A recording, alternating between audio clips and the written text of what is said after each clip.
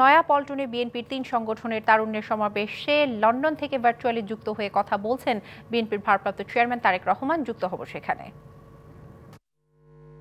একই সাথে যেদিন সমাবেশ অনুষ্ঠিত হয়েছে তার আগের দিন ভিন্ন মত এবং ভিন্ন শ্রেণী পেশা তারুণ্যের প্রতিনিধিদের নিয়ে অনুষ্ঠিত হয়েছে সেমিনার। তারা তাদের মতামত তুলে ধরেছেন কিভাবে এই দেশকে আমরা সামনে এগিয়ে নিয়ে যেতে পারি। আজ তারই অংশ হিসাবে ঢাকা বিভাগের তারুণ্যের সমাবেশ অনুষ্ঠিত হচ্ছে। উপস্থিত সমাবেশ গ্লোবালাইজেশনের এই সময় মানুষের আকাঙ্ক্ষা এখন আর স্বপ্ন দেখার মধ্যে সীমাবদ্ধ নয়।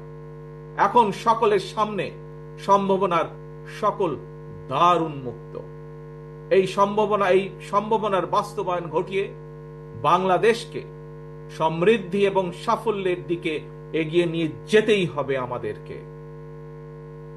আর কথামালার রাজনীতি নয়, বিএনপির আগামী দিনের রাজনীতি নিরাপদ কর্ম পরিবেশ এবং নতুন কর্মসংস্থান সৃষ্টির রাজনীতি। আর কথামালার রাজনীতি নয়, এখন বাস্তবায়ন আর দৃষ্টান্ত স্থাপনের রাজনীতি। তরুণ প্রজন্মের প্রিয় ভাই বোনেরা, সুজলা সুফলা আমাদের এই প্রিয় মাতৃভূমি বাংলাদেশ অত্যন্ত জনবহুল।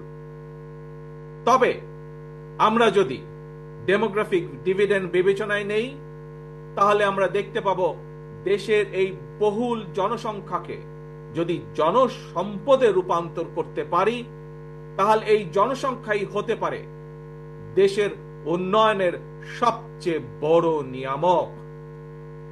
এবং তাই দেশের কর্মক্ষম জনসংখ্যাকে জনসম্পদে রূপান্তর করতে আমরা অগ্রাধিকার নির্ধারণ করেছি কয়েকটি।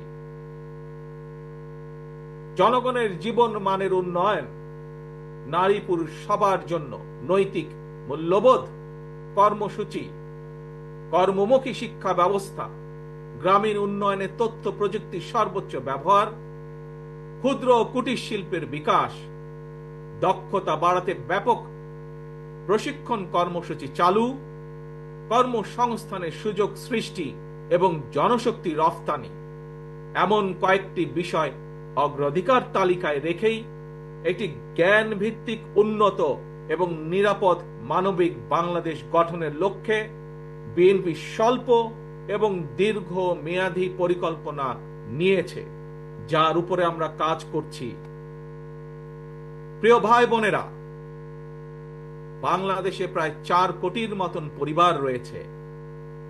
এই পরিবারগুলোর মধ্য থেকে প্রথম পর্যায়ে কম বেশি 50 লক্ষ গ্রামীণ দরিদ্র পরিবারের জন্য আমরা ফ্যামিলি কার্ড চালুর পরিকল্পনা করছি। মা কিংবা স্ত্রী অর্থাৎ পরিবারের নারী প্রধানের নামে ফ্যামিলি কার্ডটিকে ইস্যু করা হবে। প্রান্তিক এই পরিবারগুলোকে প্রতি মাসে রাষ্ট্রীয়ভাবে আর্থিক কিংবা প্রয়োজনীয় খাদ্য সহায়তা প্রদানের আওতায় আনা হবে। আমরা আশা করি সময়ের সাথে এর মাধ্যমে পরিবার এবং সমাজে একদিকে নারী অর্থনৈতিক ক্ষমতায়ন ঘটবে, অপরদিকে পরিবারগুলোর সামনে ধীরে ধীরে স্বাবলম্বী হয়ে ওঠার সুযোগ তৈরি হবে। প্রিয় ভাই বোনেরা, কৃষকদের জন্য ফার্মার্স কার্ড চালু করার আমাদের অন্যতম প্রধান অগ্রাধিকার। একটি নীতিমালার আওতায় কৃষকদের নামে ইস্যু করতে হবে ফার্মার্স কার্ড। এই ফার্মার্স কার্ডে জমির পরিমাণ, দাগ নম্বর সহ প্রয়োজনীয় সব তথ্য থাকবে। কৃষক এবং কৃষি নির্ভর বাংলাদেশে কৃষি খাতে বর্তমানে শ্রমশক্তির পরিমাণ কম বেশি প্রায় 3.5 কোটির মতন। এদের মধ্যে যেমন বর্গাদার চাষি কিংবা ভূমিহীন কৃষক রয়েছেন, তেমনি অনেক কৃষকের নামে নির্দিষ্ট পরিমাণ কিছু জমিও রয়েছে। যেসব বর্গা চাষি কিংবা কৃষক তাদের নামে থাকা জমিতে বছরে একাধিক ফসল ফলাতে গিয়ে আর্থিক সংকটে পড়েন, এমন কৃষকদেরকে কমপক্ষে একটি ফলনের সম্পূর্ণ খরচ রাষ্ট্রীয়ভাবে দেওয়ার পরিকল্পনা আমরা করছি। উৎপাদনের জন্য ফার্মার্স কার্ডের মাধ্যমে এভাবেই সরকারি সহায়তা পেলে উৎপাদন যেমন একদিকে বাড়বে, তেমনি কোনো কৃষি জমি অনাবাদি থাকবে না এবং একই সাথে ভূমিহীন কৃষকদের জন্য কর্মসংস্থান সৃষ্টি হবে। প্রিয় সমাবেশ, ব্যক্তি, পরিবার এবং দেশের উন্নয়নের জন্য অবশ্যই বেকারত্ব একটি বড় সমস্যা।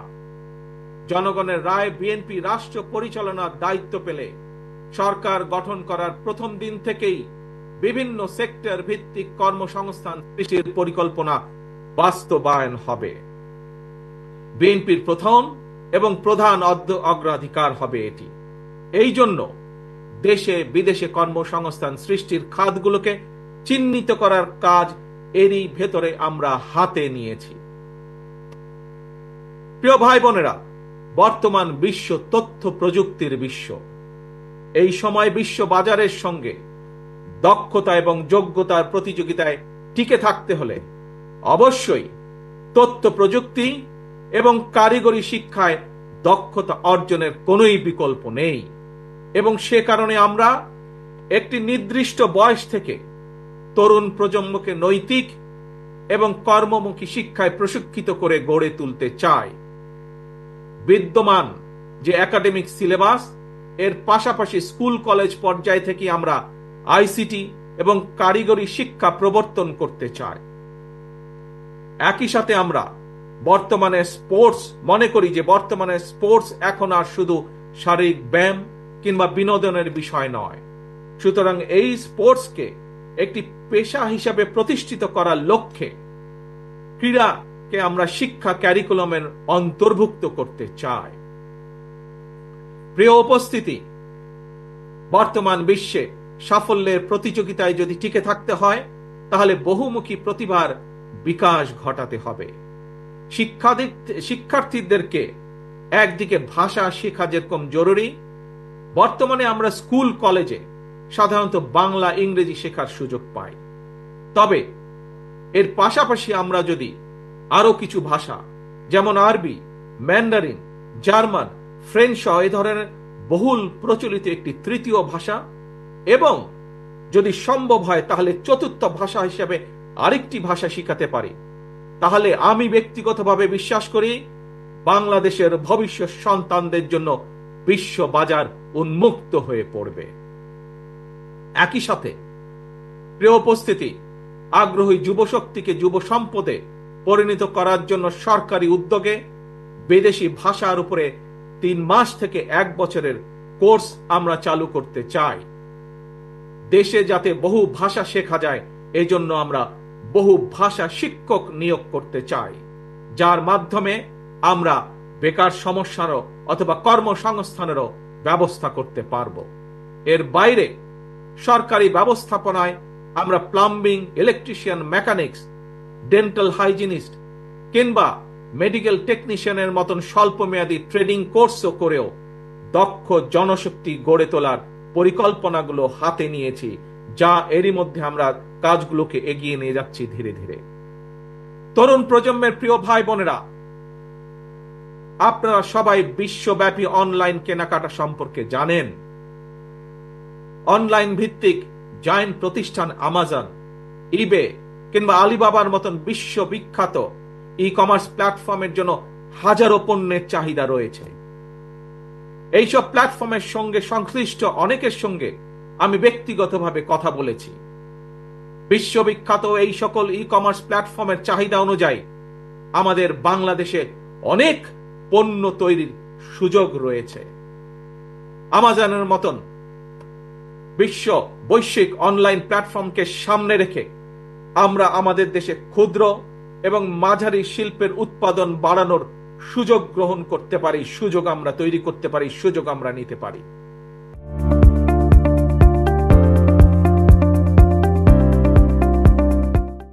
বিশ্ববিখ্যাত ই কমার্স প্রতিষ্ঠানের চাহিদা মিটিয়ে কিভাবে বিশ্ববাজারে প্রবেশ করা যায়, এর জন্য এরই মধ্যে যারা এক্সপার্ট আছেন তাদের সাথে আমরা আমাদের টিম নিয়ে কাজ শুরু করেছি এরই ভিতরে। প্রিয় ভাই বোনেরা, বাংলাদেশের বহু তরুণ প্রজন্মের সদস্য অনলাইনে কাজ করেন কিংবা করছেন কিংবা করার ইচ্ছে রয়েছে। আপনাদের জন্য কর্মসংস্থান এবং নিরাপদ কর্মপরিবেশ নিশ্চিত করতেও আমাদের উদ্যোগ রয়েছে। আমি জানি শিক্ষিত তরুণ প্রজন্মের সামনে বর্তমানে ফ্রিল্যান্সিং একটি অত্যন্ত আকর্ষণীয় সেক্টর। দেশে এই মুহূর্তে প্রায় 10 লক্ষের মতন ফ্রিল্যান্সার আউটসোর্সিং এর মাধ্যমে $100 কোটি বেশি আয় করতে সক্ষম হচ্ছেন। আউটসোর্সিং এর সঙ্গে যুক্ত বেশ কিছু মানুষের সঙ্গে আমি কথা বলেছি। তারা জানিয়েছেন লেনদেনের জন্য বাংলাদেশে পেপাল, ওয়াইজ বা স্ট্রাইপের মতন আন্তর্জাতিক গেটওয়ে প্রতিষ্ঠান ব্যবহারের সুযোগ না থাকায় তাদের অর্জিত যে অর্থ সেটি দেশে আনা কষ্টকর হয়ে পড়ে। আমি মনে করি সবার আগে এই ধরনের যে সমস্যা, সেই সমস্যার সমাধান করা উচিত। প্রিয় উপস্থিতি, এই বিষয়টি নিয়ে আমি গত 1 দশক ধরে বেশ অনেকবার কথা বলে এসেছি। বিএনপি মনে করে প্রায়োরিটি বেসিসে দেশের IT entrepreneur, e commerce sector এবং ফ্রিল্যান্সারদের সুবিধায় পেপালের মতন আন্তর্জাতিক গেটওয়ে প্রতিষ্ঠান সুবিধা বাস্তবায়ন করা উচিত। বাংলাদেশে পেপাল সুবিধা নিশ্চিত করা গেলে, যার লক্ষ্য আমাদের রয়েছে, তাহলে লক্ষ লক্ষ ফ্রিল্যান্সারদের কাজের সুযোগ বাড়ার পাশাপাশি দেশে রেমিটেন্সের পরিমাণও বাড়বে ইনশাআল্লাহ। প্রিয় তরুণ প্রজন্মের ভাই ও বোনেরা, প্রতিকারের চেয়ে প্রতিরোধী উত্তম। এই নীতির আলোকে দেশের জনগণের স্বাস্থ্যসেবা নিশ্চিত করা বিএনপির পরিকল্পনার আরেকটি গুরুত্বপূর্ণ অগ্রাধিকার। জনসচেতনার মাধ্যমে অনেক ধরনের রোগ থেকে নিজেদেরকে মুক্ত রাখা যায়। নাগরিকদের স্বাস্থ্যসেবা নিশ্চিত করতে বিএনপি 1 থেকে 3 বছরের স্বল্প মেয়াদী এবং দীর্ঘমেয়াদী পরিকল্পনা হাতে নিয়েছে। এর একটি অংশ হিসাবে প্রতিটি গ্রামে আমরা হেলথ কেয়ার ওয়ার্কার নিয়োগ দেওয়ার পরিকল্পনা নিয়েছি। এই হেলথ কেয়ার ওয়ার্কারদের 80% হবেন নারী। অর্থাৎ সারা বাংলাদেশে যদি আমরা 1 লক্ষ হেলথ কেয়ার নিয়োগ করি, তাহলে তার মধ্যে 80 থেকে 85 হাজার নিয়োগ পাবেন এদেশের নারীরা, যার মাধ্যমে আমরা একটি বিশাল অংশের কর্মসংস্থানের ব্যবস্থা করতে পারব। শুধু তাই নয়, এর পাশাপাশি জনগণের দোরগোড়ায় যাতে স্বাস্থ্যসেবা পৌঁছে দেওয়া যায়, জনগণকে যাতে দ্রুত স্বাস্থ্য সেবা দেওয়া যায়, সেই জন্য সরকারি এবং প্রাইভেট যে সেক্টর আছে, কিভাবে দুটিকে একত্রিত করে আমরা স্বাস্থ্য সেবা গড়ে তুলতে পারি, সেটির বিষয়ে আমরা বিশেষজ্ঞদের সাথে পরামর্শ করছি, আমরা সেটির বিষয়ে কাজ করছি। প্রিয় ভাই বোনেরা, স্বাস্থ্য, পরিবেশ এবং জলবায়ুর পরিবর্তন, এই তিনটির একটি অপরটির উপর প্রভাব রয়েছে। সুতরাং খাল খনন এবং বৃক্ষরোপণের বিষয়টিও বিএনপির অগ্রাধিকার তালিকায় রয়েছে। সারা দেশে পরিকল্পিত উপায়ে বৃক্ষরোপণ করা গেলে জলবায়ুর নেতিবাচক প্রভাব থেকে মোকাবেলা করা সহজ হবে। প্রায় আমরা পত্রিকার পাতায় দেখি যে বাংলাদেশের, বিশেষ করে ঢাকা শহরের যে বাতাস, সেটি বিশ্বের মধ্যে সবচাইতে যে খারাপ শহরগুলো তার 1-2টির মধ্যেই উঠানামা করছে। এবং শুধু তাই নয়, বৃক্ষরোপণ সহ আরো কিছু ক্লাইমেট পলিসি নির্ধারণের জন্য আমরা এরই ভিতরে কাজ শুরু করেছি বিশেষজ্ঞদেরকে সাথে নিয়ে। আমাদের লক্ষ্য থাকবে একটি নির্বাচিত সরকারের মেয়াদ যখন 5 বছর, 5 বছরের পরে 5 বছরের ভেতরে 25 থেকে প্রায় 30 কোটি বৃক্ষ রোপণ করা, এবং একই সাথে লক্ষ্য থাকবে সামগ্রিকভাবে দেশের যে তাপমাত্রা সেটি 2 থেকে চেষ্টা করা 3 ডিগ্রি পর্যন্ত কমিয়ে নিয়ে আসা। প্রিয় ভাই বোনেরা, গণতন্ত্র পুনঃপ্রবর্তন করে স্বাধীনতার ঘোষক রাষ্ট্রপতি জিয়াউর রহমান এই দেশে উন্নয়ন উৎপাদনের রাজনীতি চালু করেছিলেন। Mother of democracy Begum Khaleda Zia দেশে নারী শিক্ষার প্রসার ঘটিয়েছিলেন। দেশ এবং জনগণের উন্নয়নে বিশেষ করে তরুণ জনগোষ্ঠীকে প্রাধান্য দিয়ে সেজন্য বিএনপিও আগামী দিনের পরিকল্পনা গ্রহণ করছে। তরুণ প্রজন্মের প্রিয় ভাই বোনেরা,